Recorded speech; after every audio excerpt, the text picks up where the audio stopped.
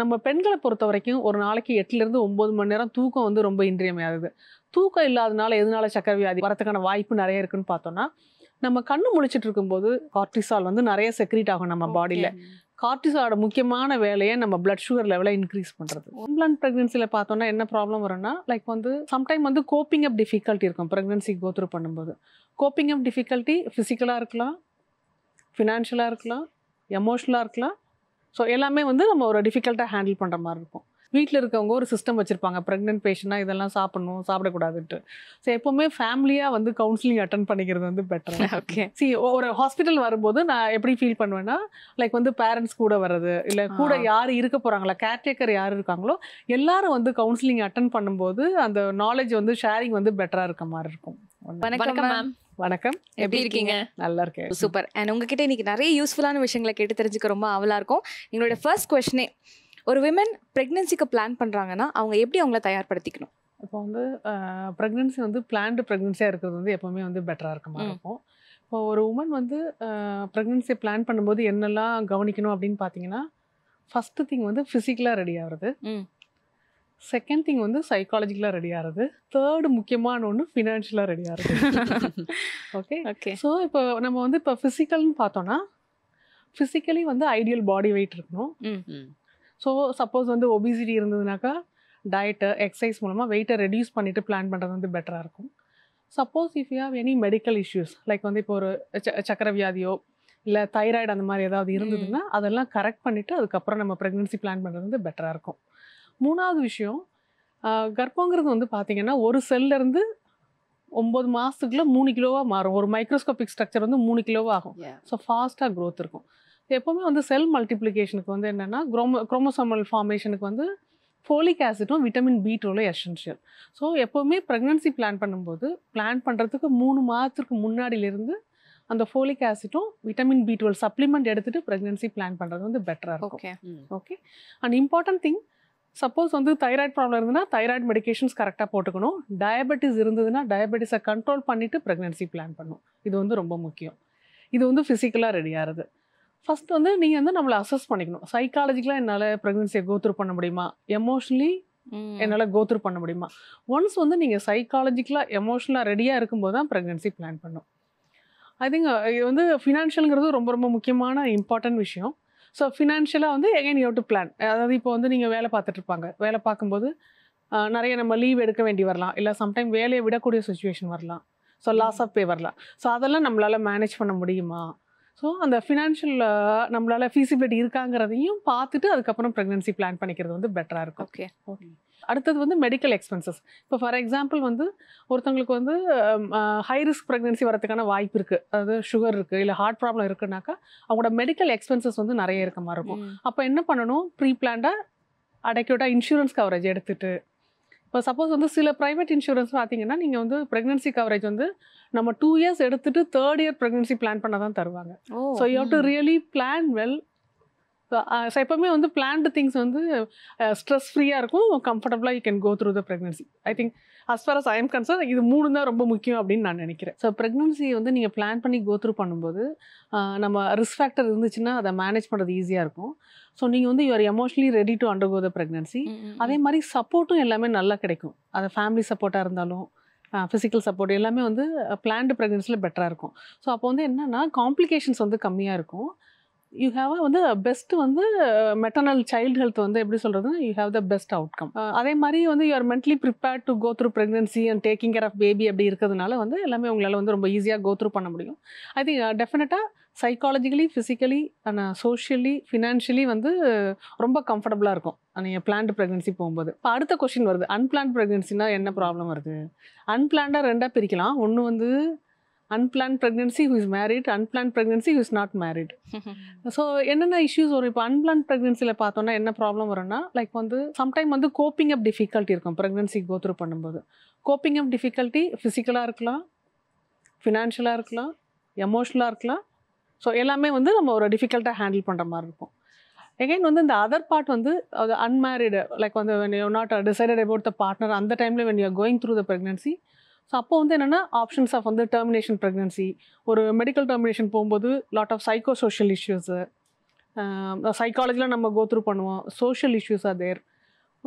நான் வந்து I think public நான் சொல்ல விரும்பிக்கிறது என்ன அப்படின்னு கேட்டிங்கனாக்கா, ப்ரெக்னன்சியை பிளான் பண்ணுறதுக்கு we have so many options. Like contraceptions வந்து இஸ் உமன் ரைட். ஸோ ஒவ்வொரு பெண்ணோட அடிப்படை உரிமை அப்படிங்கிறது வந்து பார்த்தீங்கன்னாக்கா கருத்தடை சாதனம். ஸோ அது வந்து நமக்கு வந்து கண்டிப்பாக அது சுதந்திரம் இருக்குது நம்ம யூஸ் பண்ணிக்கிறதுக்கு. ஸோ எங்கே போய் தெரிஞ்சுக்கிறது வந்து பார்த்தீங்கன்னா, உங்களுக்கு பக்கத்தில் உங்களுக்கு தெரிஞ்ச ஒரு மருத்துவர் இருக்கலாம். அவங்க வந்து எப்படி ஒரு ஜென்ரல் ப்ராக்டிஷனாக இருக்கலாம், கைனகாலஜிஸ்டாக இருக்கலாம். நீங்கள் போய் அவங்ககிட்ட ஃப்ரீயாக பேசுங்க. பேசிட்டு ஆப்ஷன்ஸ் கேட்டுக்கோங்க. ஆப்ஷன்ஸ் வந்து என்னென்ன இருக்குது, பேரியர் கான்ட்ரசெப்ஷன் இருக்குது, கான்ட்ரசெப்டிவ் பில்ஸ் அவைலபிள் இருக்குது. ஸோ எல்லாமே டிஸ்கஸ் பண்ணிக்கலாம். ஸோ அது வந்து என்ன பண்ணுனாக்கா, உங்கள் ப்ரெக்னன்சியை பிளான் பண்ணுறதுக்கு மட்டும் இல்லாமல் அவாய்ட் பண்ணுறதுக்கும் ஹெல்ப்ஃபுல்லாக இருக்கும். ஸோ அது வந்து ரொம்ப இம்பார்ட்டன்ட். கான்ட்ரசெப்ஷன் அப்படிங்கிறது ரொம்ப important.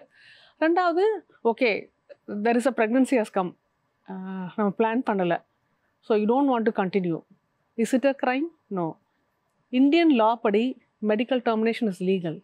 Okay. So any woman have a rights to take a decision whether to continue pregnancy இல்லை கண்டினியூ பண்ண வேண்டாங்கிறது. ஸோ நிறைய டைம் என்ன பண்ணுன்னா, நீங்கள் கரெக்டான பர்சன்ஸ்கிட்ட போய் டிஸ்கஸ் பண்ணுறது ரொம்ப இம்பார்ட்டண்ட்டு.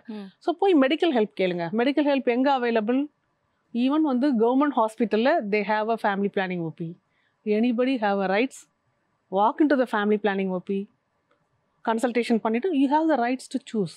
ஏன்னா இந்த அவேர்னஸ் வந்து பப்ளிக் வேணும். ஏன்னா சில டைம் நம்ம வந்து பேப்பரில் படிப்போம், அன்குவாலிஃபைடு பர்சன்ட்டை போய் மெடிக்கல் டெர்மினேஷன் பண்ணி இறந்து போயிட்டாங்க. ஐ திங்க் நியூஸ் வந்துடும், அப்பப்போ வருது இல்லையா? ஸோ அது வந்து என்னென்னா, விழிப்புணர்வு வந்து ரொம்ப முக்கியம். அதாவது மெடிக்கல் டெர்மினேஷன் வந்து கிரைம் கிடையாது. According to Indian law it is legal.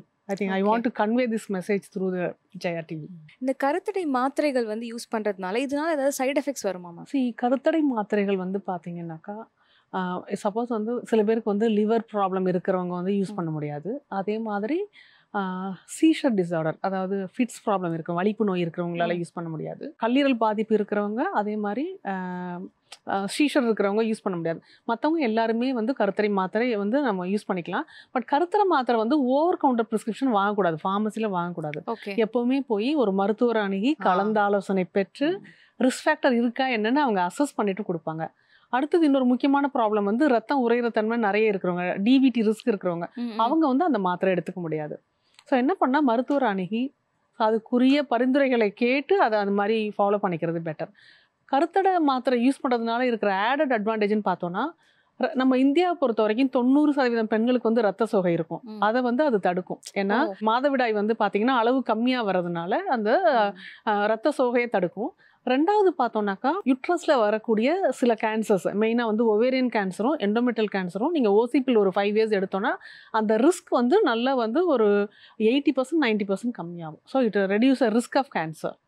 இது வந்து 2 ஆடட் அட்வான்டேஜ். இப்போ ஏர்லி ஸ்டேஜ்லேயே வந்து நிறைய பேருக்கு இந்த கேன்சர் வந்து ஃபைண்ட் அவுட் பண்ணிட்டு அதை சால்வ் பண்ண முடியும் அப்படிங்கிற ஒரு ஸ்டேஜில் இருக்கும்னு நான் நினைக்கிறேன். பட் அதுக்கப்புறம் அவங்களால ப்ரெக்னென்ட் ஆக முடியுமா டாக்டர்? கண்டிப்பாக முடியும். ஆக்சுவலாக பார்த்தீங்கன்னா ஐ திங்க் வந்து இப்போது அதாவது எந்த கேன்சர் அப்படிங்கிறத பொறுத்து இருக்குது. இப்போ சில கேன்சருக்கான மருத்துவ முறைகள் வந்து கருமுட்டைகள் அளவை கம்மி பண்ணுறதுக்கு வாய்ப்பு இருக்குது. ஸோ அப்போ என்ன பண்ணுவோன்னா, அந்த கருமுட்டைகளை எடுத்து நம்ம உரையை வச்சுட்டு ட்ரீட்மெண்ட் எடுத்துகிட்டு அதுக்கப்புறம் நம்ம வந்து அதை வச்சு இது செயற்கை கருத்தரித்தல் மூலமாக நம்ம குழந்தை பெற்றுக்கிறதுக்கான வாய்ப்பு நிறைய இருக்குது.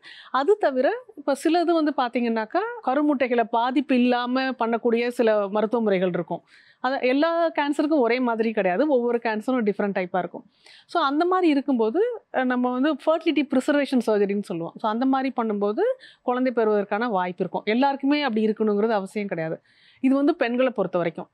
ஆண்கள் பொறுத்த வரைக்கும் பார்த்தோம்னா, எகைன் ஆண்களுக்கு வர்ற சில புற்றுநோய்களுக்கு வந்து ஈவன் ரத்த புற்றுநோயாக இருக்கட்டும், எல்லாத்துக்குமே கீமோதெரப்பி ரேடியோதெரப்பி எடுக்கும்போது ஆண்களோட விந்தணுக்கள் பாதிப்பு வரத்துக்கு வாய்ப்பு இருக்குது. அசூஸ்போமியான்னு சொல்லுவோம். அது ஃபுல்லாகவே ஸ்டாப் ஆகிறதுக்கு வாய்ப்பு இருக்குது. அப்போ என்ன பண்ணணும்னா, ஸோ அந்த மருந்து ஆரம்பிக்கிறதுக்கு முன்னாடி அவரோட உயிரணுக்களை எடுத்து வந்து நம்ம வந்து அங்கே வந்து பாதுகாத்து வைக்க முடியும், க்ரையோ ப்ரிசர்வேஷன். ஸோ அது மூலமாக பார்த்தோன்னா ஒன்ஸ் வந்து ட்ரீட்மெண்ட்லாம் கோத்ரூ பண்ண போகிறோம். ஸோ அவங்க லைஃப் பார்ட்னர் சூஸ் பண்ணும்போது ஸோ செயற்கை கருத்தரித்தல் மூலமாக குழந்தை பெற்றுக்கிறதுக்கான வாய்ப்பு இருக்குது. இப்போ நிறைய இடங்களில் பார்த்தோம் அப்படின்னா லேட் ப்ரெக்னன்சிஸ் வந்து ஒரு சில பேர் பிளான் பண்ணுறாங்க, லைக் லேட் 40s அந்த மாதிரி கூட தே ஆர் பிளானிங். அண்ட் இப்போ வந்து எக் ப்ரிசர்வ் பண்ணியும் வந்து வி கேன் கெட் ப்ரெக்னென்ட் அப்படிங்கிற ஒரு விஷயம் இருக்குதே டாக்டர், அது எந்த அளவுக்கு பாசிபிள்? அது வந்து ஹெல்த்தியான பேபிஸ் தான் அவுட்கம் வருமா? ஆக்சுவலாக பார்த்தீங்கன்னா extreme age group teenage pregnancy not advisable. 40ஸ்லேயும் ப்ரெக்னன்சி வந்து நாட் அட்வைசபிள். என்ன அப்படின்னு கேட்டிங்கனாக்கா, அம்மாவுக்கு வந்து நிறைய காம்ப்ளிகேஷன்ஸ் வரதுக்கு வாய்ப்பு இருக்குது 2 எக்ஸ்ட்ரீம் ஏஜ் குரூப்பில். எகைன் வந்து அந்த 40 ஏஜில் வந்து ப்ரெக்னன்சி ஸ்பான்டேனியஸாக வரச்சு அந்த பிளான் பண்ணும்போது என்ன ஆகுனாக்கா, பேபி வந்து அந்த குரோமோசோமல் இஷ்யூஸ் வரதுக்கு வாய்ப்பு இருக்கும். ஸோ அப்போது நீங்கள் வந்து நமக்கு வந்து ஏதாவது எப்படி சொல்கிறது, நம்மளோட சூழ்நிலை சரியாக அமையலை, லைக் வந்து இப்போக்கி என்னால் ப்ரெக்னன்சி கோத்ரூ பண்ண முடியாது அப்படின்னு நினைக்கிறவங்க 30ஸ்ல இருக்கிறவங்க எக்கை ஸ்டிமுலேட் பண்ணிவிட்டு ஓவரியன் ஸ்டிமுலேஷன் பண்ணிவிட்டு அந்த எக்கை வந்து க்ரையோ ப்ரிசர்வேஷன் பண்ணி வச்சுக்கலாம். சப்போஸ் பார்ட்னர் டிசைட் பண்ணிட்டாக்கா ஐவிஎஃப் பண்ணி எம்ப்ரியோஸாக ஃப்ரீஸ் பண்ணிக்கலாம். இன்னும் பார்ட்னர் டிசைட் பண்ணல அப்படிங்கும்போது எக்கை ப்ரிசர்வ் பண்ணி வச்சுட்டு அதுக்கப்புறம் ஒன்ஸ் வந்து திங்ஸ் சார்ட் அவுட் ஆனால் they can plan for a pregnancy. I think வேர்ல்டில் வந்து ப்ரெக்னன்சி ஹேவ் பின் ரிப்போர்ட்டட், ஹெல்த்தியாக பேபிலாம் டெலிவரி ஆயிருக்காங்க, அது ஒன்றும் இஷ்யூ கிடையாது. இப்போ ப்ரெக்னன்சி பிளான் பண்ணுறதுக்கு முன்னாடி நமக்கு ஏதாவது மெடிக்கல் கண்டிஷன்ஸ் இருக்கா அப்படின்னு பார்த்துக்கணும் அப்படின்னு சொன்னீங்க. பட் இன்கேஸ் வந்து ஒரு விமன் ப்ரெக்னென்ட் ஆகிட்டாங்க, அதுக்கப்புறமா அவங்களுக்கு பாடியில் ஏதாவது மெடிக்கல் கண்டிஷன்ஸோ ப்ராப்ளம்ஸோ இருக்குது அப்படின்னா அதை எப்படி அவங்க ட்ரீட் பண்ண பண்ணுறது? இப்போ நம்ம இங்கே தமிழ்நாடு பொறுத்த வரைக்கும் இல்லை இந்தியாவை பொறுத்த வரைக்கும் பார்த்தோன்னா, கர்ப்ப காலத்தில் வரக்கூடிய சர்க்கரை வியாதிங்கிறது 80லேருந்து 90% ஆஃப் உமனுக்கு வருது. ஓகே, முன்னாடி இல்லைன்னா கூட ஆஃப்டர் ப்ரெக்னன்சியில் வரும். ஓகே, யாருக்கெல்லாம் வரலாம் அப்படின்னு பார்த்தோன்னா, ஒன்று வந்து இந்த பிசிஓஸ் இருக்கிறவங்களுக்கு வந்து சர்க்கரை வியாதி வரதுக்கான வாய்ப்பு நிறைய இருக்கும். ரெண்டாவது அளவுக்கு அதிகமாக எடை இருக்கிறவங்க, ஒபிசிட்டி இருக்கிறவங்களுக்கு, பிஎம்ஐ வந்து மோர் தென் 27 இருக்கிறவங்களுக்கு வரதுக்கு வாய்ப்பு இருக்கும். மூன்றாவது பார்த்தோன்னா, இப்போ குடும்பத்தில் யாருக்காவது சர்க்கரை வியாதி இருக்குது, தாத்தா பாட்டிக்கு இருக்குது, அம்மா அப்பாவுக்கு இருக்குன்னா அவங்களுக்கு வந்து இன்சுலின் ரெசிஸ்டன்ஸ் நிறைய இருக்கிறதுனால கர்ப்ப காலத்தில் அந்த சர்க்கரை வியாதி வரதுக்கான வாய்ப்பு இருக்குது. ஸோ அதை வந்து நம்ம எப்படி ஹேண்டில் பண்ணோம்? ஸோ யூஸ்வலாக பார்த்தீங்கன்னா, நீங்கள் மருத்துவர்கிட்ட வரும்போது ஃபஸ்ட்டு நம்ம பரிசோதனை பண்ணுறோம் இல்லையா, ஸோ அந்த டைமில் ரிஸ்க் ஃபேக்டர் அசஸ் பண்ணி வச்சுப்போம். ஸோ இவங்களுக்கு கர்ப்ப காலத்தில் சர்க்கரை வரதுக்கான வாய்ப்பு நிறைய இருக்குன்னா அவங்களுக்கு வந்து நம்ம ஃபஸ்ட்லேயே அந்த அட்வைஸ்லாம் சொல்லிவிடுவோம். என்னெல்லாம்னு கேட்டிங்கன்னா, முக்கியமான விஷயம் டயட்டில் என்னெல்லாம் பண்ணணும், சர்க்கரை அளவு நிறைய இருக்கிற மாதிரி பொருள் சாப்பிடக்கூடாது. என்னெல்லாம்னு பார்த்தோன்னா, சர்க்கரை சேர்த்துக்கூடாது, சுகர் வந்து சேர்க்கக்கூடாது, ஸ்வீட் சாப்பிடக்கூடாது. எகைன் வந்து பார்த்தீங்கன்னா ரூட் வெஜிடபிள்ஸ், உருளைக்கிழங்கு, சக்கரவள்ளிக்கிழங்கு, மரவள்ளிக்கிழங்கு, ஸோ அந்த மாதிரி பொருள் சாப்பிடும்போதும் ரத்தத்தில் சர்க்கரை விகிதம் வந்து ஃப்ளக்சுவேஷன் நிறைய இருக்க மாதிரி இருக்கும். 4வது ஜூஸுங்கிறது நான் என்ன சொல்கிறேன்னா, கார்பனேட்டட் ட்ரிங்காக இருக்கலாம், ஃப்ரெஷ் ஜூஸுமே.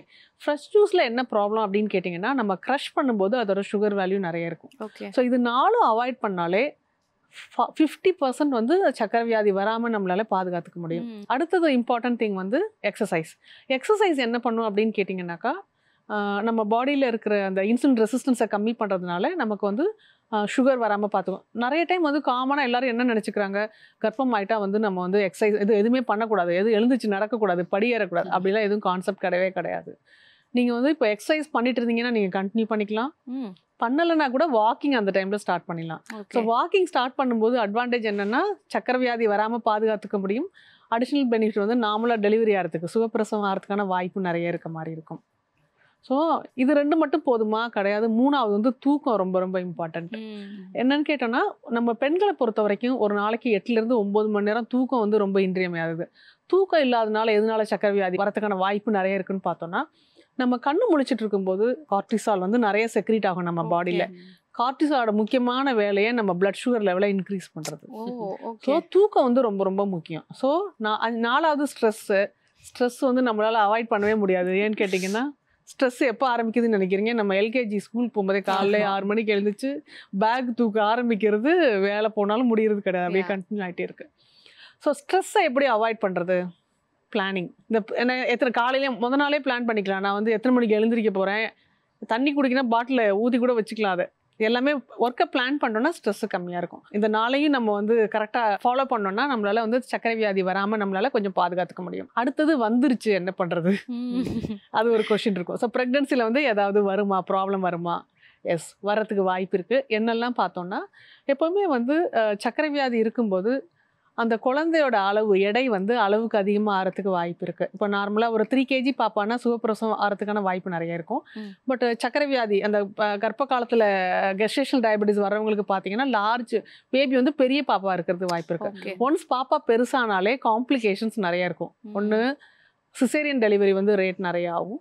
அடுத்தது வந்து பார்த்தோன்னா டெலிவரி டைமில் அம்மாவுக்கு வந்து அளவுக்கு அதிகமான ரத்தப்போக்கு அதெல்லாம் வரத்துக்கு வாய்ப்பு இருக்குது. 3வது பார்த்தோன்னா, பாப்பாவுக்கு பொறுத்த வரைக்கும் பாப்பா வந்து பெரிய பாப்பா இருக்கிறதுனால டயபெட்டிக் மதரோட பேபிஸ் வந்து நியோனேட்டல் கேர் யூனிட் போகிறதுக்கான வாய்ப்பு நிறையா இருக்கும். ஏன்னா அந்த பாப்பாவோட பிளட் சுகர் லெவல் வந்து ஃப்ளக்சுவேட் ஆகிறதுனால சம்டைம் ஐவி ட்ரிப் போட தேவை இருக்கும். சில டைம் எண்ணெய் மூச்சு திணறல் இருக்க மாதிரி இருக்கும். சில டைம் என்ஐசியில் வைக்கிறதுக்கான வாய்ப்பு நிறையா. ஸோ நீங்கள் தெரிஞ்சுக்க வேண்டியது, நம்ம வந்து நம்மளோட பழக்க வழக்கங்களை வந்து நம்ம மாற்றிட்டு சக்கரை வியாதி வராமல் பாதுகாத்துட்டோம்னா இதெல்லாம் வராமல் நம்மளால தடுத்துக்கொள்ள முடியும். இது ரொம்ப முக்கியம். ஒன்ஸ் சக்கரை வியாதி வந்துருச்சுன்னா ப்ரெக்னென்சியில் அந்த மானிட்டரிங் வந்து ரொம்ப டீடியஸாக இருக்கும். என்னென்னா ஒரு நாளைக்கு 3 டைம் நம்மளே செல்ஃபாக வந்து சுகர் செக் பண்ணுற மாதிரி இருக்கும். சில டைம் வந்து இன்சுலின்ஸ் நம்ம வந்து செல்ஃபாக அட்மினிஸ்ட்ரேஷன் பண்ணிக்கிற மாதிரி இருக்கும், 2 டைம்ஸோ 3 டைம்ஸோ. ஸோ ஒன்ஸ் டயபெட்டிஸ் வந்துட்டாலே ஹாஸ்பிட்டல் வந்து மோர் ஃப்ரீக்வெண்ட் விசிட்ஸ் இருக்கும். எல்லாமே அந்த எப்படி அந்த ப்ரெக்னன்சி சீனாரியோ வந்து ஒரு எப்படி சொல்கிறது, ஒரு ஜாய்ஃபுல்லாக இருக்கிறது வந்து ரொம்ப ஒரு டிஃபிகல்ட் சுச்சுவேஷனாக மாறும். இப்போ ப்ரெக்னெண்ட்டாக இருக்காங்க ஒருத்தங்க அப்படின்னா அந்த குழந்தைக்கு வேறு என்னென்ன ஜெனட்டிக் டிஸார்டர்ஸ் வந்து டிரான்ஸ்மிட் ஆகும் டாக்டர்? ஆக்சுவலி பார்த்தீங்கன்னா ஜெனட்டிக் டிரான்ஸ்மிட் ஆகிறதோட அந்த லைக் வந்து என்னென்னா, இப்போ ஃபேமிலி ஹிஸ்ட்ரி வந்து ஜெனட்டிக் ப்ராப்ளம் இருக்கிறவங்களுக்கு வந்து ஜெனட்டிக் வரதுக்கான வாய்ப்பு இருக்கும். ஐ திங்க் நீங்கள் நிறைய இந்த மஸ்குலர் டிஸ்ட்ரோஃபி நிறைய இருக்குது. We have autosomal recessive dominant disorder அந்த மாதிரிலாம் இருக்கும். இப்போ நம்ம இப்போ காமனாக இப்போ செக் பண்ணுறதுன்னு பார்த்தோம்னா ப்ரெக்னன்சியில் பண்ணக்கூடிய பரிசோதனைகள். இப்போ வந்து என்னென்னா ப்ரெக்னன்சி டெஸ்ட் வந்து எப்போ பார்ப்போம், யூரின் டெஸ்ட் வந்து என்னைக்கு பீரியட் மிஸ் ஆகுதோ அன்னைக்கு செக் பண்ணாலே நமக்கு தெரிஞ்சிடும் ப்ரெக்னன்சி பாசிட்டிவ் தெரிஞ்சிடும். ஒன்ஸ் வந்து அது தெரிஞ்ச உடனே ப்ரெக்னன்சி வந்து கரெக்டான பொசிஷனில் இருக்கா, அந்த அந்த நாள் வந்து கரெக்டான நாள் இருக்கா, ஸோ டெலிவரி டேட்டு செக் பண்ணுறதுக்கு டேட்டிங் ஸ்கேன் சொல்லுவோம். அது எப்போ பண்ணோன்னா 45 டேஸ் 45 to 49 டேஸில் பண்ணுவோம். சில பேருக்கு வார்னிங் சைன்ஸ் இருக்கும். என்ன, ரொம்ப சிவியராக ப்ளீடிங் இருக்கிறது, ஸ்பாட்டிங் இருக்கிறது, வலி இருக்கிறதுனா சம்டைம் எக்டோபிக் ப்ரெக்னன்சி இருக்கிறதுக்கு வாய்ப்பு இருக்கும். அவங்களுக்கு வந்து ஏர்லியாக ஸ்கேன் பண்ணுற மாதிரி இருக்கும். அது வந்து டேட்டிங் ஸ்கேனு. அடுத்த மைல் ஸ்டோன் பார்த்தீங்கன்னா 11 வாரத்துலேருந்து 13 வாரத்தில் ஜெனட்டிக் ஸ்க்ரீனிங் ஸ்கேன். எதுக்கு பண்ணுறோம் அப்படின்னு கேட்டிங்கன்னா, ட்ரைசோமி 21 அதாவது டவுன் சிண்ட்ரோம் பேபிஸு, அந்த பாப்பாவுக்கு டவுன் சிண்ட்ரோம் இருக்கிறதுக்கு வாய்ப்பு இருக்கா என்னன்னு செக் பண்ணுறது. அது கண்டிப்பாக எல்லாருமே அந்த டெஸ்ட்டை ஸ்க்ரீன் பண்ணிக்கிறது பெட்டர். அது தவிர இப்போ வந்து என்ஐபிடின்னு ஒரு டெஸ்ட் இருக்குது. அது எல்லாமே நீங்கள் போய் செல்ஃபாக எடுக்கிறது கிடையாது. உங்கள் மருத்துவர் வந்து என்ன சொல்கிறாரோ அவங்ககிட்ட வந்து ஆலோசனை பெற்று அவங்க பரிந்துரைப்படி நீங்கள் பண்ணிக்கணும். ஏன்னா எப்பவுமே செல்ஃபாக எடுக்கும்போது நிறைய எப்படி சொல்கிறதுனா குழப்பம் நிறைய இருக்கும். அதை பற்றி தெரிஞ்சுக்கிட்டு அதுக்கப்புறம் அந்த பரிசோதனை பண்ணிக்கிறது வந்து நல்லதாக இருக்கும். ஸோ எக்ஸசைஸ் பற்றி சொல்லியிருந்தீங்க மேம், அதை பற்றி இன்னும் கொஞ்சம் டீட்டெயிலாக கேட்கணும்னு நினைக்கிறேன். இப்போ நிறைய பேர் சொல்லுவாங்க இந்த ப்ரெக்னெண்ட்டாக இருக்கும்போது எக்ஸசைஸ் பண்ணால் கண்டிப்பாக உங்களுக்கு நார்மல் டெலிவரி ஆயிரும் அப்படின்னு சொல்லுவாங்க. ஸோ அது ஒரு மித்தா இல்லை அது உண்மைதானா? அண்ட் அந்த எக்ஸசைஸ் பண்ணுறதுல ஏதாவது ரெஸ்ட்ரிக்ஷன்ஸ் இருக்கா? லைக் இந்த மந்த்லேருந்து பண்ணணும், இந்த மந்த்லேருந்து பண்ணக்கூடாது, இந்த எக்ஸசைஸ்லாம் பண்ணணும், இது பண்ணக்கூடாது அப்படின்ற மாதிரி. எகைன் வந்து பார்த்தீங்கன்னா எக்ஸசைஸுங்கிறது வந்து இண்டிவிஜுவலைஸ்டு, ஒவ்வொருத்தர் எல்லாரையும் வந்து நம்ம வந்து ஜென்ரலைஸ்டாக சொல்ல முடியாது. சில ரிஸ்க் ஃபேக்டர்ஸ் இருக்கவங்களுக்கு, மெயினாக வந்து ஹார்ட் டிசீஸ் காம்ப்ளிகேட்டிங் இருக்கிறவங்க வந்து நாங்கள் எக்ஸசைஸ் பண்ண வேண்டாம்னு சொல்லுவோம், ரெஸ்ட்ரிக்டட் ஆக்டிவிட்டி இருக்கும்.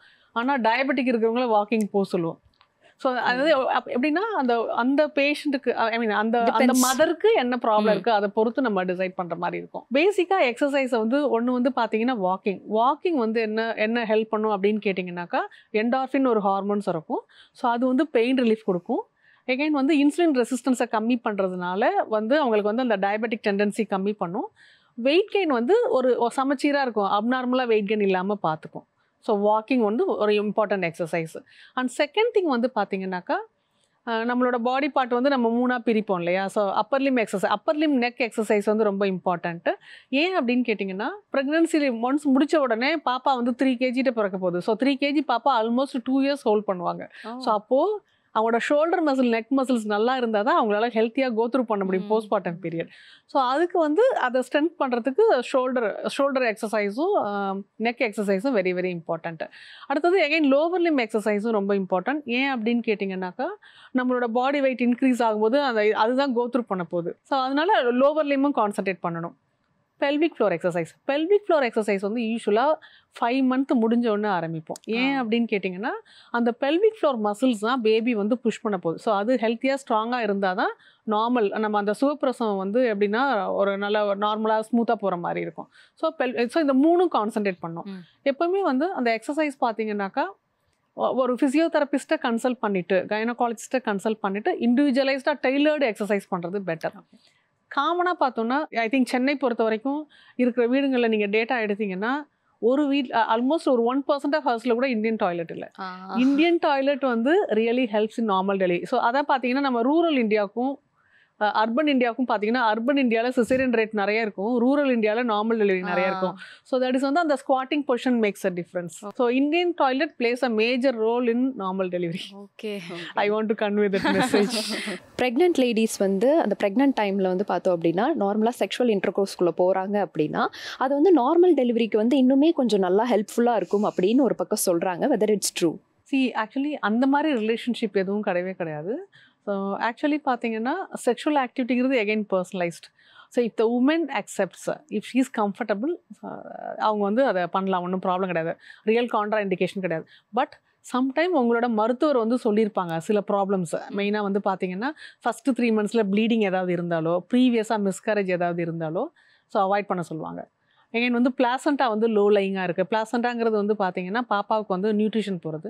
ஸோ அது யூஸ்வலாக வந்து கர்ப்பப்பையோட மேல் பாகத்தில் தான் அட்டாச் ஆகிருக்கும்.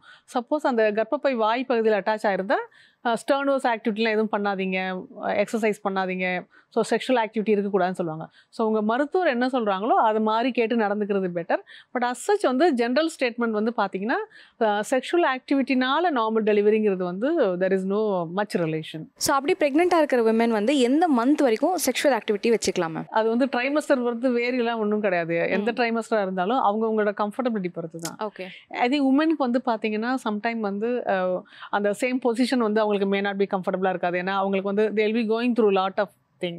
So it is always woman preference. And if the doctor advises against இட்னா they are not suppose to do. இந்த சோஷியல் மீடியாவில் பார்த்தோன்னா டாக்டர் நிறைய யோகாவில் வந்து இந்த மாதிரி போஸ்டர்ஸ்லாம் வந்து பண்ணுங்க, அதுக்கப்புறம் நிறைய எக்ஸசைசஸ் ஆக்டிவிட்டீஸ்லாம் காமிக்கிறாங்க. அண்ட் இன்னொரு முக்கியமான விஷயம், இந்த பாத் டப்ல வந்து டெலிவரி ஆகிற மாதிரிலாம் காமிக்கிறாங்களே, இதெல்லாம் பற்றி உங்களுக்கு கருத்து என்ன? ஓகே, ஆக்சுவலாக பார்த்தீங்கன்னா இங்கே நம்ம தமிழ்நாடு பொறுத்த வரைக்கும் நம்மளோட ஒவ்வொரு ப்ரெக்னன்சியும் monitored by Tamil Nadu government. We have a registered ID. So every pregnancy is traced till delivery. அந்த பேபி வந்து 2 years வரைக்கும் வேக்சினேஷன் போடுற வரைக்கும் we are tracing all the pregnancy. So water birth வந்து I think they are not, இங்கே தமிழ்நாட்டில் வந்து they are not encouraging. we don't have it in Tamil Nadu. most it is not available. So is it not safe? அந்த not safe இல்லை. Suppose வந்து இப்போ ஒரு postmortem haemorrhage அதாவது காம்ப்ளிகேஷன்ஸ் வந்ததுன்னா ஹேண்ட்லிங் வந்து டிஃபிகல்ட்டாக இருக்கும். அப்படிங்கிறதுனால லைக் வந்து ஸோ அதனால இங்கே நம்ம தமிழ்நாட்டில் அந்த அளவுக்கு அது வாட்டர் பர்த் எதுவும் it is not available. I don't want to comment about it. Again வந்து பார்த்தீங்கன்னா இந்த எக்ஸசைஸ் அண்ட் சோஷியல் மீடியா அது வந்து I am not in very favour. ஆக்சுவலாக பார்த்தீங்கன்னா எவ்ரி இண்டிவிஜுவல் இஸ் டிஃப்ரெண்ட். நம்ம வந்து சோஷியல் மீடியாவில் பார்த்து எதையும் காப்பி பண்ண முடியாது. ஸோ நமக்கு என்ன தேவை அப்படிங்கிறது வந்து உங்கள் மருத்துவர்கிட்ட பேசிட்டு, ஸோ உடற்பயிற்சி சொல்லி கொடுக்குறதுக்கு வந்து நிறைய ஃபிசியோதெரபிஸ்ட், எது அப்ஸ்டெட்டிக் ஃபிசியோதெரபிஸ்ட் அவைலபிள். அதாவது கர்ப்ப காலத்தில் சொல்லி கொடுக்குறதுக்கு படித்தவங்க, மாஸ்டர்ஸ் படித்தவங்க இருக்காங்க. ஸோ அவங்கள பார்த்து அவங்ககிட்ட போய் ஒரு டெய்லர்டாக உங்களை வந்து அவங்க அசஸ் பண்ணுவாங்க, உங்களுக்கு எவ்வளோ பண்ண முடியும், உங்களுக்கு எது பெட்டராக இருக்கும். ஸோ அந்த மாதிரி லேர்ன் பண்ணிட்டு பண்ணுறது பெட்டர். நம்ம ஒரு ஜென்ரலைஸ்டாக பண்ணுறது வந்து அவ்வளோவா நல்லா இருக்காது. யாரெல்லாம் சரகசி வந்து சூஸ் பண்ணலாம் டாக்டர்? யாருக்கு வந்து ப்ரெக்னன்சி வந்து அவங்களால பேபி கேரி பண்ண முடியாதோ, லைக் வந்து சில கன்ஜெனிட்டல் மால்ஃபார்மேஷன்ஸ் இருக்குது, லைக் வந்து வேறு வந்து ஓவரிஸ் இருக்கும் ஆனால் யூட்ரஸ் இருக்காது. ஸோ அந்த மாதிரி இருக்கிறவங்களுக்கு we can go for சரகசி. ஆனால் அது ரிப்பீட்டட் ஐவிஎஃப் ஃபெயிலியர்ஸ் சில இண்டிகேஷன்ஸ் இருக்குது. பட் ஆனால் சரகசி வந்து பார்த்தீங்கன்னாக்கா ஒன்லி லைக் வந்து அது லாட் ஆஃப் லீகல் ப்ரொசீஜர்ஸ் அது. இப்போ ஒரு விமன் வந்து ப்ரெக்னென்ட் ஆகுறாங்க அப்படின்னாலே சொசைட்டி வந்து அவங்க மேலே ஒரு ஸ்ட்ரெஸ்ஸை வந்து திணிச்சிடுறாங்க. லைக் நிறைய விஷயங்கள் இது இப்படி இருக்கும் அப்படி இருக்கும்னு பயன்படுத்திடுறாங்க. அண்ட் இன்ஃபேக்ட் வந்து லேட் ப்ரெக்னன்சியில் வந்து அவங்களே நிறைய விஷயங்களை சொல்லி பயன்படுத்திடுறாங்க. ஸோ அந்த ஸ்ட்ரெஸ்ஸை எப்படி அவங்க ஹேண்டில் பண்ணணும் ஒரு pregnant women? I think pregnant woman வந்து ஸ்ட்ரெஸ்ஸுங்கிறது வந்து பார்த்தீங்கன்னா 2 விதம் இருக்கும். ஒன்று வந்து அவங்க உள்ளுக்குள்ளேயே இருக்கிற ஸ்ட்ரெஸ், செகண்ட் வந்து அவுட் சைட் ப்ரெஷர். இப்போ இந்த இன்சைட் ஸ்ட்ரெஸ்ஸை வந்து எப்படி கோப்பப் பண்ணுறதுன்னா, ஆக்சுவலி பார்த்தீங்கன்னா எந்த விஷயத்துக்குமே ஒரு கரெக்டான இன்ஃபர்மேஷன் வந்து கரெக்டான பிளேஸ்லேருந்து தெரிஞ்சுக்கிட்டாலே ஐ திங்க் ஒரு 100% திங்ஸ் வந்து சார்ட் அவுட் ஆகிடும், inner things. Outside pressure உங்களுக்கே அதை பற்றி ஒரு நல்ல தரம் நாலேஜ் இருக்கும்போது அடுத்தவங்க கொடுக்குற ப்ரெஷர் வந்து ஒன்றும் ரொம்ப. அதே மாதிரி இப்போ ஒரு செக்கப் போகும்போது பார்த்தீங்கன்னா நான் என்ன ஃபீல் பண்ணுவேன் அப்படின்னு கேட்டிங்கன்னா, இப்போ வீட்டில் வந்து ஒருத்தவங்க இருப்பாங்க, அவங்க சமைக்க மாட்டாங்க. இப்போ டயட் அட்வைஸ் வந்து நம்ம அந்த கப்புள்ஸ்கிட்ட சொல்லும்போது நிறைய டைம் வீட்டுக்கு போகும்போது அது ஃபாலோ ஆகவே ஆகாது. ஏன்னா வீட்டில் இருக்கவங்க ஒரு சிஸ்டம் வச்சுருப்பாங்க, ப்ரெக்னென்ட் பேஷண்ட்னா இதெல்லாம் சாப்பிடணும் சாப்பிடக்கூடாதுன்ட்டு. ஸோ எப்போவுமே ஃபேமிலியாக வந்து கவுன்சிலிங் அட்டன் பண்ணிக்கிறது வந்து பெட்டர். ஓகே, ஒரு ஹாஸ்பிட்டல் வரும்போது நான் எப்படி ஃபீல் பண்ணுவேன்னா, லைக் வந்து பேரண்ட்ஸ் கூட வர்றது, இல்லை கூட யார் இருக்க போகிறாங்களா, கேர்டேக்கர் யார் இருக்காங்களோ எல்லாரும் வந்து கவுன்சிலிங் அட்டன் பண்ணும்போது அந்த நாலேஜ் வந்து ஷேரிங் வந்து பெட்டராக இருக்க மாதிரி இருக்கும். ஒன்று. ரெண்டாவது வந்து இப்போ நீங்கள் வந்து இன்டர்நெட்டில் போய் சர்ச் பண்ணுறது இன்ஃபர்மேஷன், அதுதான் நிறைய வந்து ஸ்ட்ரெஸ்ஸுக்கு வந்து காரணம் அதுதான் இருக்கிற மாதிரி இருக்கும். ஸோ என்ன பண்ணணும்னா, இப்போ வந்து ஒரு ஹாஸ்பிட்டல் போகிறீங்க, எப்படி அந்த கன்சல்டேஷனை எப்படி பெஸ்ட்டாக யூட்டிலைஸ் பண்ணுறது. நம்ம வீட்டில் இருக்கும்போது நிறைய கொஸ்டின்ஸ் வரும். அங்கே டாக்டரை போய் பார்க்கும்போது நம்ம எதுவுமே கேட்க மாட்டோம். ஸோ ஒரு டாக்டரை பார்க்க போகும்போது எப்படி போகணும், நீங்கள் வந்து ப்ரையராக அப்பாயின்மெண்ட் வாங்கிட்டு போகணும். வீட்லயே உங்களுக்கு வந்து என்னென்ன நீங்கள் கேட்கணும்னு நினைக்கிறீங்களோ எல்லாமே நோட்ஸ், ஒரு கொஸ்டின்ஸ் எழுதிட்டு ஒரு பேப்பரில் எடுத்துகிட்டு போகும்போது அந்த மீட்டிங் வந்து ஒரு பெஸ்ட் அவுட்கம்மாக இருக்கும். நெக்ஸ்ட் திங் வந்து இப்போ நீங்கள் டாக்டரை உள்ளே பார்க்க போகும்போது நான் நிறைய டைம் என்ன நோட்டீஸ் பண்ணுவேன்னா, அப்போ தான் வந்து கால் வரும், ப்ராப்ளம் இருக்கும். ஸோ ஆல்வேஸ் வந்து சுவிட்ச் ஆஃப் யுவர் மொபைல். ஸோ நீங்கள் அங்கே போகும்போது ஒரு 20 மினிட்ஸ் போகிறீங்கன்னா ஐ டு ஐ கான்வர்சேஷன் வந்து கிளியராக உங்களுக்கு என்ன எல்லாம் தெரியணுமோ உங்கள் டாக்டர்கிட்ட பேசிட்டு தெரிஞ்சுட்டு வெளியில் வரணும். அப்போவே வந்து பார்த்தீங்கன்னா முக்கால்வாசி ப்ராப்ளம் வந்து அதுலேயே சால்வ் ஆகிடும். So you be focused when you are going for a consultation. ஃபோக்கஸ்டாக போங்க. ஃபோக்கஸ்டாக எப்படின்னாக்கா வீட்டில் வந்து எல்லா ரெக்கார்ட்ஸையும் கரெக்டாக எடுத்து வச்சுக்கிறது. ஸோ ப்ரீவியஸாக டெஸ்ட் ஏதாவது கேட்டிருக்காங்களா, அந்த ரிப்போர்ட்ஸ்லாம் எல்லாம் கரெக்டாக டேட் வைஸ் அடுக்கி வைக்கிறது. அங்கே போய் டென்ஷன் ஆகக்கூடாது, டேட் வைஸ் அடுக்கி வைக்கிறது. அடுத்தது வந்து நமக்கு தேவையான கொஷின்ஸ் எல்லாமே எழுதி ப்ரிப்பேர் பண்ணி எடுத்துகிட்டு போகிறது ஆன்சரு. உங்களுக்கு ஞாபகம் இல்லைன்னா உங்களோட பார்ட்னர் ஹஸ்பண்ட்டை பேசலாம், இல்லை அம்மாட்ட எல்லாத்தையுமே சொல்லி வச்சுக்கலாம். ஸோ யாராருக்கு என்ன டவுட்ஸ் இருக்கோ எல்லாமே எழுதிட்டு போய் கேட்கும்போது ஸ்ட்ரெஸ் ஃப்ரீயாக இருக்கும் உங்களுக்கு. எகெயின் வந்து ஆல்வேஸ் டேக் எப்போவுமே வச்சுருப்பாங்க 24 hours நம்பர்ஸ் கொடுத்துருப்பாங்க. ஸோ அந்த நம்பரில் யூ கேன் ஆஸ்க் தெம். இப்போ எனக்கு வந்து நடுவில் டவுட் ஏதாவது இருந்தால் அவங்கள கேட்கலாமா. ஸோ யூ மேக் எப்படி சொல்கிறது, you anything, any query, reach out to your doctor. So that will be a best answer. Okay. So சிமிலராக இதே மாதிரி ஒரு விமனால ப்ரெக்னென்ட் ஆக முடியல அப்படின்னாலும் அவங்களுக்குமே சொசைட்டி வந்து பயங்கரமான ஒரு ப்ரெஷரை திணிச்சிடுறாங்க. ஒரு பொண்ணால் வந்து ப்ரெக்னென்ட் ஆக முடியல அப்படின்னு. ஸோ அதை பற்றின உங்களோட கமெண்ட் என்ன ma'am? It is a myth. ஆமாம். என்னென்னா ஆக்சுவலி வந்து கல்யாணம் ஆனால் கண்டிப்பாக ப்ரெக்னென்சி ஆகணும். நான் வந்து இப்போ பேஷண்ட்ஸ் வரும்போது I always feel that pregnant ஆகிறது வந்து is not a life threatening emergency. It is personal choice, couples choice. So first வந்து நீங்கள் கப்புள்ஸ் வந்து you have to sit and discuss what you want. So don't take outside pressure. You are not living for them. நீங்கள் at the end வந்து எது கல்யாணம் பண்ணிக்கிறீங்க. So you are the partner வந்து, so both of them அவங்க 2 பேரும் ஒருத்தருக்கு ஒருத்தர் இருக்கிறீங்க. இது என்ன, அதாவது சந்தோஷமான டைமாக இருந்தாலும் கஷ்டமான டைமாக இருந்தாலும் ஸோ நம்ம டிசைட் பண்ணிக்கணும். ஸோ வெளியிலேருந்து வந்த ப்ரெஷரை வந்து எடுத்துக்கக்கூடாது. ஒன்று. ரெண்டாவது பார்த்தோன்னா ப்ரெக்னன்சி வந்துங்கிறது வந்து என்னென்னா நிறைய டைம் வந்து ஐ திங்க் ஸ்ட்ரெஸ்னால தான் தள்ளி போகிற மாதிரி இருக்கும். இப்போ நான் ஐடியில் வேலை பார்க்குறவங்க ஃபார் எக்ஸாம்பிள் சொல்கிறேன். ஸோ ஐடியில் வேலை பார்க்குறவங்கள கேட்கும்போது நிறைய பேர் ஒர்க் ஃப்ரம் ஹோம் இருக்காங்க. எங்கே ஒர்க் பண்ணுறீங்கன்னா தே work in bedroom. So keep என்னது ஃபுல்லாக வைஃபை நெட்ஒர்க் எல்லாமே 2 கம்ப்யூட்டர் வச்சுட்டு ஆளுக்கு ஒரு டேபிளில், ஹஸ்பண்ட் ஒரு டேபிள், ஒய்ஃப் ஒரு டேபிள். ஸோ அது என்ன ஆகுது, bedroom has become a office room. So you can do certain things in office room. So அவங்க என்ன பண்ணுறாங்க, பெட்ரூமே ஆஃபீஸ் என்விரான்மெண்ட் ஆக்கிறாங்க. So okay, so that means 24 hours stress will be there. So அது வந்து என்னென்னா நம்ம எப்படி சொல்கிறது, நம்மளை அறியாமையே ஒரு ப்ரெஷர் என்விரான்மெண்ட்டை நம்மளே கிரியேட் பண்ணிக்கிறோம். So you have to make sure working environment should be separate, நம்மளோட private places something should be separate. அது 2 மிக்ஸ் பண்ணக்கூடாது. எகெயின் வந்து கேட்ஜெட் ஹைஜீன்னா என்ன சொல்கிறேன் அப்படின்னு கேட்டிங்கனாக்கா டைம் மேனேஜ்மெண்ட். எவ்ரி டைம் வந்து ஃபோன் வச்சுருக்கேன் பெட்ரூம்குள்ளே போகும்போது. ஸோ ஆல்வேஸ் வந்து கப்புள்ஸ் வந்து ஷுட் ஸ்பெண்ட் குவாலிட்டி டைம். எப்படி நம்ம பெட்ரூம் போகிறதுக்கு முன்னாடி அட்லீஸ்ட் ஒரு 2-3 hours வந்து கேட்ஜெட் ஃப்ரீயாக you spend time together, quality time together, sit and talk, book read பண்ணுங்கள். ஸோ அது வந்து என்ன பண்ணுனாக்கா that will make a good environment for your family life. So lot of time வந்து that will solve all your fertility issues. அதுக்கப்புறம் தான் will go for வந்து இப்போ எப்படின்னா ஒரு கல்யாணம் ஆகி ஒரு 1 year ஆச்சு, 2 year ஆச்சு, even you're trying correctly not கம்மிங்னா then go for evaluation. So அது நீங்கள் டிசைட் பண்ணணும். அவுட் சைட் ப்ரெஷர், பக்கத்து வீட்டில் கேட்குறாங்க, எதிர்த்து வீட்டில் கேட்குறாங்கன்னு you are not suppose to go. This may be a silly question doctor, but Indians வந்து மோஸ்ட்லி வந்து லேடிஸ் ப்ரெக்னென்ட் ஆகும்போது ஓவர் வெயிட் ஆகிடுறாங்க. That maybe due to the diet or food something. ஆனால் அப்ராட் பீப்புள் பார்க்கும்போது ஸ்லிம்மாக இருப்பாங்க, அதே மாதிரி வெயிட்டை வந்து கரெக்டாக மெயின்டைன் பண்ணுவாங்க. நிறைய டிஃப்ரென்ஷியேஷன் இருக்குது. அதுக்கப்புறம் பார்த்தா அந்த போஸ்ட்மார்ட்டம் டெலிவரி அந்த டிப்ரெஷனுக்குள்ளே கொண்டு போய் இன்னும் வந்து இந்தியன்ஸை பார்க்கும்போது வெயிட் அதிகமாக கெயின் பண்ணிடுறாங்களே. இந்த வெயிட் மேனேஜ்மெண்ட் எப்படி பண்ணலாம்? I think there is not much difference between எப்படி வெளியில் இருக்க. ஐ திங்க் ஃபாரினர்ஸ்க்கும் நமக்கும் டிஃப்ரென்ஸ் இருக்குன்னு சொல்ல முடியாது. Everybody go through the same. So obesity is a universal problem now. So என்ன வேணால் இப்போ ஆக்சுவலி பார்த்தீங்கன்னா நிறைய டைம் வந்து ப்ரீ ப்ரெக்னன்சி இட் செல்ஃப் அவங்க வந்து ஒபீஸாக தான் இருக்காங்க. நம்ம ஐடியல் பாடி வெயிட்னு பார்த்தீங்கன்னா நம்மளோட ஹைட் இன் சென்டிமீட்டர் -100 அதுதான் நம்மளோட ஐடியல் பாடி வெயிட். இப்போ நம்ம போய் ஒரு ஸ்கூலில் செக் பண்ணோம்னாமே ஐடியல் பாடி வெயிட் வந்து ஒரு 10% பீப்புள் கூட இருக்கிறது இல்லை. நிறைய டைம் பார்த்தோன்னா தேர் கெட் டீஸ்ட் தேர் டெல்லி நீ வந்து ஒல்லியாக இருக்கேன்னு சொல்லிட்டு. ஸோ அப்படின்னா என்ன, ஒபிசிட்டியை வந்து நம்ம நார்மலைஸ் ஆகிட்டோம். அது ஒன்று. ஆனால் செகண்ட் திங் வந்து பார்த்தீங்கன்னா டயட். ஸோ நம்மளோடது மோர் ஆஃப் வந்து எப்படி சொல்கிறது, ப்ரோட்டீன்லெஸ் கார்பு ரிச் டயட்டாக தான் இருக்கும் நம்மளோடது. ஸோ அந்த டயட் பேட்டர்ன் ஒரு காரணம் சொல்லலாம். மூணாவது வந்து பார்த்தீங்கன்னா stress. So sleep deprivation, stress. அடுத்த இன்னொரு பிரச்சனை முக்கியமான ப்ராப்ளம்னு பார்த்தீங்கன்னா ப்ரெக்னென்ட் ஆனாலே வந்து என்ன பண்ணுவாங்க, எல்லாம் வந்து அங்கே இதுக்கே வரும், பெட்டுக்கே வரும். Everybody common advice, bed rest நடக்காது, ஐயோ கால் மேலே தூக்கிட்டியா, ஸ்டெப்ஸ் ஏறிட்டியா. So lack of physical activity, இது எல்லாமே தான் அந்த ஓவர் வெயிட் கெயினுக்கு காரணமாக இருக்குது. அதுதான் கெஸ்டேஷனல் டயபெட்டிஸ் வரதுக்கும் காரணம். ஸோ அதனால அந்த கீ வந்து பார்த்தீங்கன்னா ப்ரெக்னன்சி பிளான் பண்ணுறதுக்கு முன்னாடி ஐடியல் பாடி வெயிட் வச்சுக்கணும். ஈவன் ப்ரெக்னென்ட் ஆனப்புறமும் உங்களோட டயட்டு எக்ஸசைஸை கண்டினியூ பண்ணணும், எதையுமே நிறுத்தக்கூடாது. அது வந்து ரொம்ப முக்கியம். ஸோ இப்போ டெலிவரி ஆனதுக்கப்புறமும் டபுள் த வெயிட் போட்டுருவாங்க மேம், அதுக்கு காரணமும் டயட் தானா? டயட் மட்டும் கிடையாது, ஆக்சுவலி பார்த்தீங்கன்னா லேக் ஆஃப் ஸ்லீப்.